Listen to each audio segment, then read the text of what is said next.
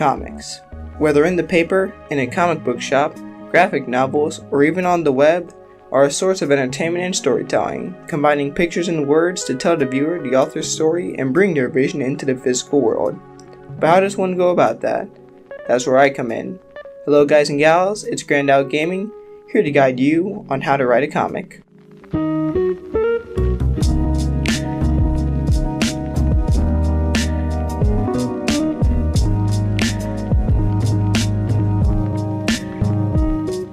Now by no means am I a certified comic writer. Also, notice that keyword, writer.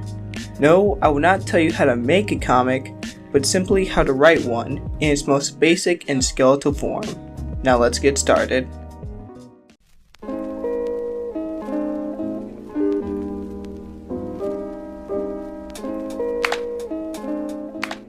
Planning the story is easy. The story should answer a few questions. What is it about? Who are the characters? Where does it take place? Understanding these things will be essential to how your story turns out. I decided to take the easiest route possible and use a world that was already established. I decided to use the SpongeBob comics as a perfect muse, specifically Mermaid Man and Barnacle Boy. I think Watchmen had something to do with it, but let's ignore that and get to the rest of the stuff.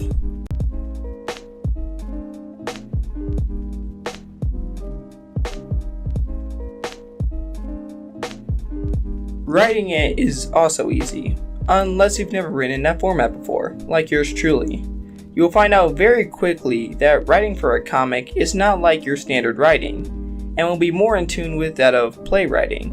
But even then, it's a little different. While playwriting involves that you only add details that are important to the story, comic writing demands that you write as much detail that you can to fit into set panel. If you're gonna do a 25-page story, then you have enough space. So go mildly crazy, Bob crazy, but not Sideshow Bob, Bob Belcher Bob. For me though, there was a bit more. Because I used an already established world, I had to abide by the rules of that world and the characters I worked with. That meant I couldn't give Mermaid Man a new superpower or something like that. I had to use what I already had. There are some ways to break this rule, but we'll get into that later. Okay, so here's how you break the rule. You can be able to add a little to that character and even twist the character a little if there's some proof and some evidence to back up that such a character trait would exist. My example is in the issue that I wrote. I gave Mermaid Man a little bit of a gambling addiction and was very competitive when it came to card games. I also made younger Barnacle Boy a little more jittery than usual. My proof comes from the SpongeBob episode Mermaid Man Begins. In the episode, the older Mermaid Man and Barnacle Boy tell SpongeBob and Patrick about how they met, as well as their glory years in crime fighting, although in very different styles. Mermaid Man recalling that Barnacle Boy was a little incompetent and had to save him from time to time, and Barnacle Boy claiming that Mermaid Man was a little vain and full of himself. I like to think that there was some truth in both stories and decided to play with the concept a little. So now that we have an idea about characters and how we can add or twist them a little, but what about other aspects to a story? Well, let's ask the experts.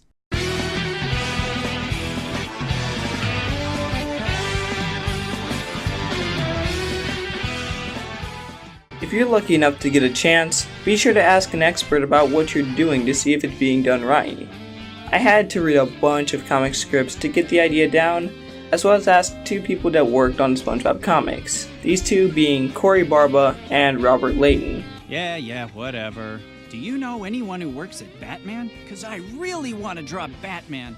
Jokes aside though, both of them gave me some great tips on how to create a great comic, especially one that is semi-SpongeBob themed. Corey told me, the best place to start is with an original idea. I will sometimes close my eyes and muse for a while before putting anything down on paper. What would be a funny situation for these characters to find themselves in? What would I like to see in an episode?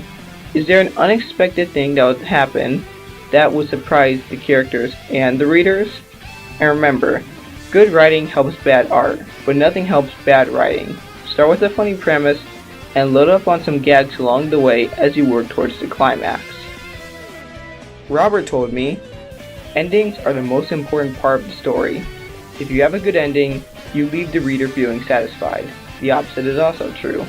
If you have a great story that makes no sense in the end, the reader will feel like it wasn't any good. You can actually have a weird story that is leading towards a great ending, and if it pays off, it makes the whole experience worth it. With these tips, my journey began, then ended a day later.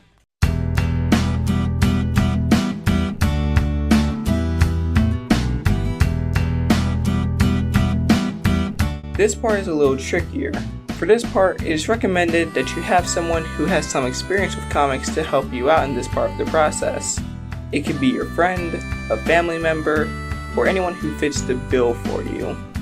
It is recommended that you ask that person, not hold the person hostage and force them to revise the story misery style.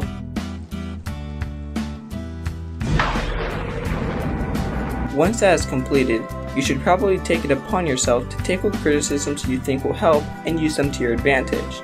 Just remember one thing, you don't have to take all of your editor's suggestions if you don't think it'll add to the story or if it'll mess with the vision you had set for the story.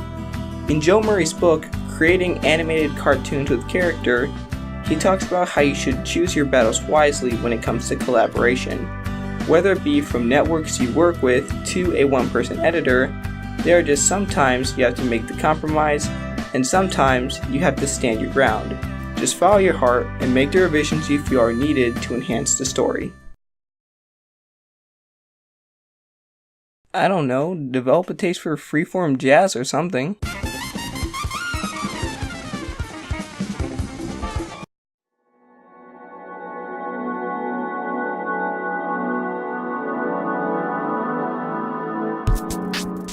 So now you're done. Now you can be able to take your script and give it form by drawing it. You can either draw it yourself if you know how to, or you can be able to hire someone. Just make sure that the two of you have a solid connection before doing this though. Within no time at all, you'll be able to make a great comic that everyone will flock to see.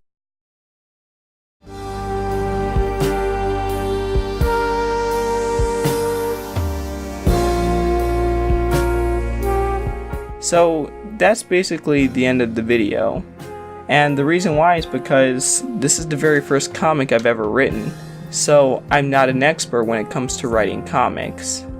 This is a new experience for me, and I'm very bumpy when it comes to stuff like this. Honestly, there's a bunch of technical pitfalls that you could look out for also, such as character dialogue, or how much detail you should put into an action scene.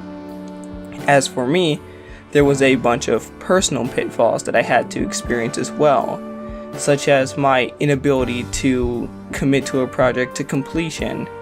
This is one of the very few that I've actually been able to do, and as well as personal things that were going on in my life around this time as well. So I'm just lucky that I was able to make it this far, and I'm lucky that I was able to give my knowledge and experience to my classmates looking at this video, as well as anyone else who is just going on to the GrandOwlGaming channel and getting a look at this video. Speaking of the channel, if you did like this video, please be sure to not subscribe, but visit my writing.com page, because I'm trying to put more emphasis on that I'm a writer than as a YouTuber. Also, be sure to donate to the Patreon so that I can be able to create higher quality content videos, as well as contribute to writing.com a little bit more. So, with all that being said, all the links are in the description. You guys know what to do. This is GrandOwlGaming signing out. Stay beautiful, everyone.